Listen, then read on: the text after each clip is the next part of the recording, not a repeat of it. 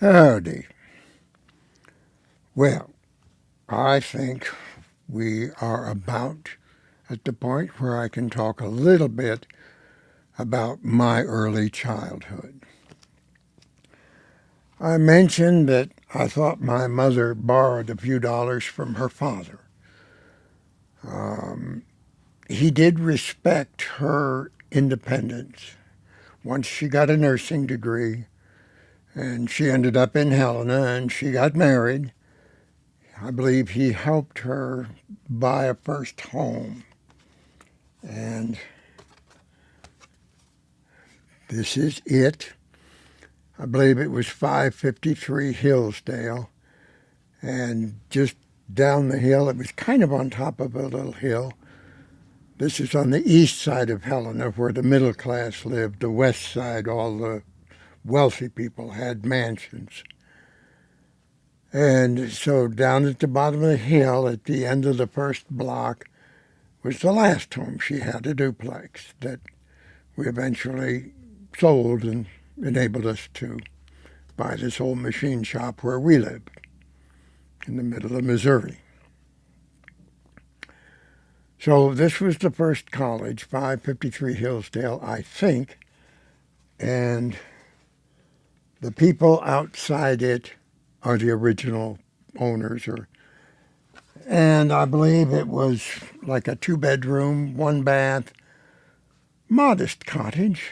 It did have a garage, one-car garage, and uh, some buildings that may have been for livestock once, and a garden, some beautiful trees. I don't remember what they were called. They had flowers that were lavender in the late summer. And I would take the lid off a coffee can and pretend to be driving around the yard. I remember that. Um, I imagine maybe the cottage cost $1,200 and she borrowed a 300 extra maybe to get some furniture. And there was no credit for middle class or poor people then. There weren't car loans or home loans, and certainly weren't school loans or credit cards. None of that existed. Credit was something that the rich organized with rich bankers, but the rest, no. Um, I was born a few hours after Christmas Day. I was born December 26, 1930. Um, I do know the doctor was drunk and thought my wife was just the cutest nurse in Montana, and she may have been. And here she is laying on this table with her legs spread, ready to give birth. And he thought that was wonderful, and she thought his attitude was terrible. So I believe she decided right then that was it. She would never go through this process again. So I don't believe she ever considered having another child. Um, she got through it, and for the first few years, she very strongly set out to be a great wife and mother. And that involved learning whatever she might not have known about canning and cooking and shopping and stores that didn't always have inventory, especially in the winter. And she became excellent at it. Uh, I continue to be surrounded by her furniture right beside me. As this is kind of this little studio, as close to a second bedroom as we have. And so her original four-poster bed, and women then had what I think they called a vanity. And it was like a desk with several drawers, but it had a big mirror. You could tilt, big mirror, and you could keep your makeup there and hairbrushes and mirrors and all those things. And so that's sitting beside it and a big tall dresser right beside me. And the whole home has things from the early 1930s. Out in the living room is a great big dining table that pulls out and, I don't know, seats 8 or something, and the glass front for all the special dishes and all those things. And I don't know if I'll motivate getting out there with a camera and trying to photograph those for you or not. Maybe. But today, I thought be a little simpler. Um, my father became a car salesman. Being an orderly at Fort Harrison didn't pay very much, and you couldn't make very much with a band. And Prohibition was going to come to an end, and that would end that kind of nightclub activity. So he started selling Dodge cars. Quite a challenge because nobody had any money. It was the Great Depression, which started a few months before I was born. And the farmers around Helena needed transportation, but they could trade a cow as a down payment for a car. It was a difficult time for everyone, but he was very successful at it. He was very honest, and it was a small town, and you sold cars to men. I never heard of in my youth a woman buying a car. And the way you do it in Helena's main street was 6 blocks long, and it was called Last Chance Gulch. And it's where gold was discovered in the 19th century, and that's what caused Helena to exist. And then so in Montana, there was a north-south highway and an east-west, and they met in Helena, and it became the capital of Montana because of the gold. And then timber and cattle and so on. It was in the western part, which is where the Rocky Mountains are and the Continental Divide. Very beautiful, very dramatic landscape. But on the 6 blocks of Last Chance Gulch were 42 saloons. 40 were men only, and 2 would allow women, and they were a little nicer. One I know was in the only hotel in Helena then, called the Helena Hotel. And so the practice at the time in the male-only saloons was you would buy a drink, and the bartender would buy a drink, and you would buy a drink, and the bartender would buy a drink, the bartender being the house. And that's where men met and talked, and if you were going to buy a car, you tried to figure out how to do it. Now, my father may have been an alcoholic before, but that sort of ensured it. And he sold a lot of cars for being in a small northern rural town.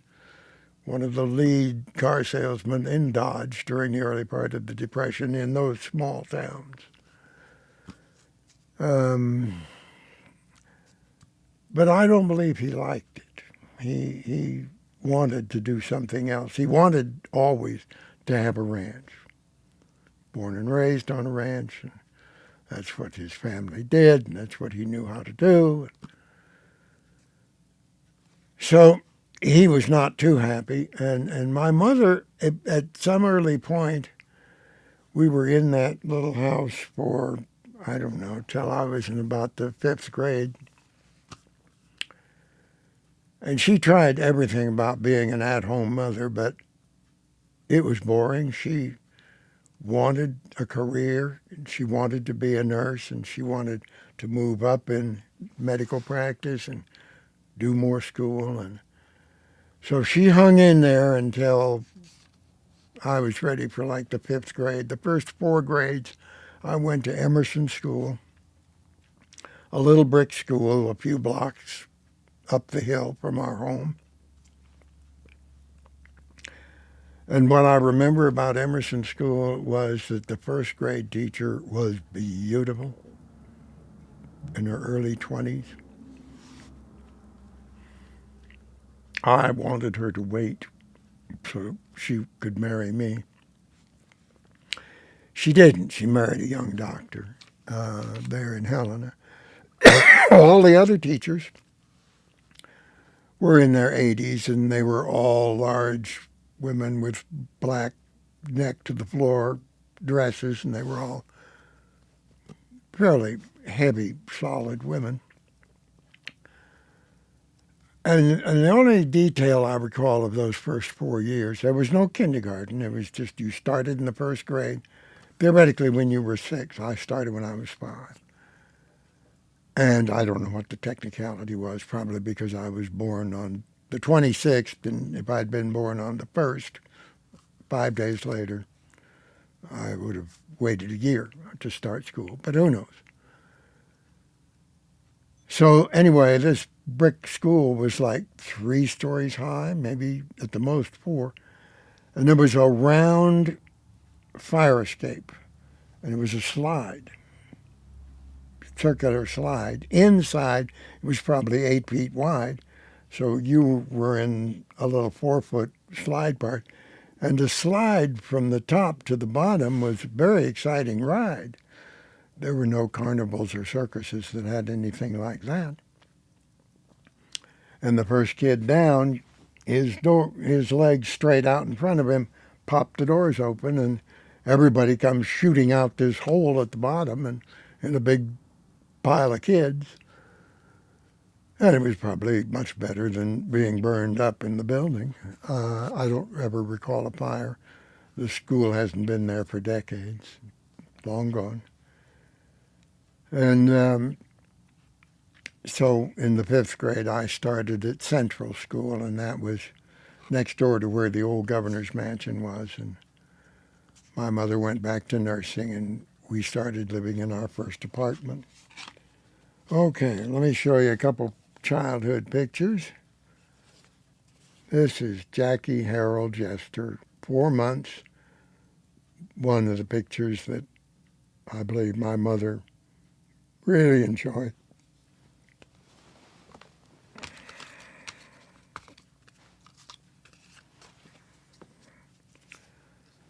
And it says here 9 months.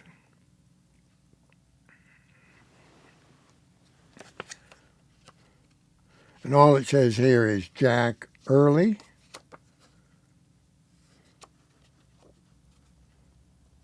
And this is another one that says Jack Early.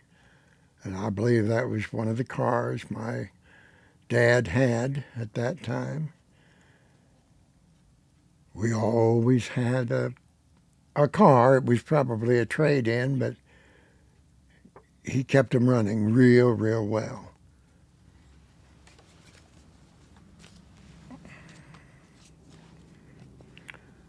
This looks like what might have then been like a school picture or something, but I don't know how it came to be, how I came to have a tie on it. Must have been a special occasion. I believe this was kind of one of her favorite early pictures, but I have another one here I'll show you in a minute. And this was with my dad. And in the front seat of the car is my mother. And this was 1937, so I may have been about, let's see, I'm it's 2012, a year younger than the year, so I would have been about 6, I believe, in that one. And lots of deer in Montana. And so in the winter, you could go feed the deer, and that was wonderful. This was taken in Yellowstone Park. And here was, I think, my mother's favorite picture, and I don't know quite how old I was.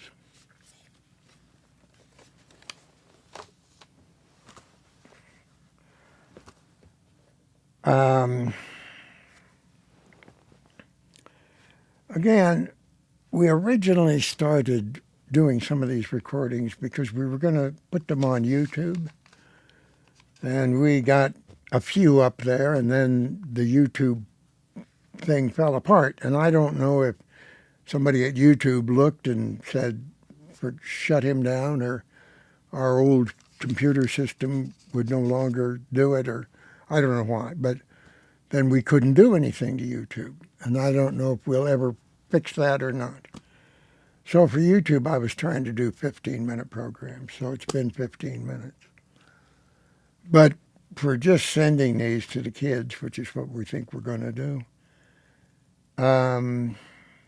15 minutes is not really necessary. I'm trying to decide. I was going to show you a few things and talk a little bit about the Depression, and I went through some old magazines. We have a couple laying around here, and I found a couple pictures.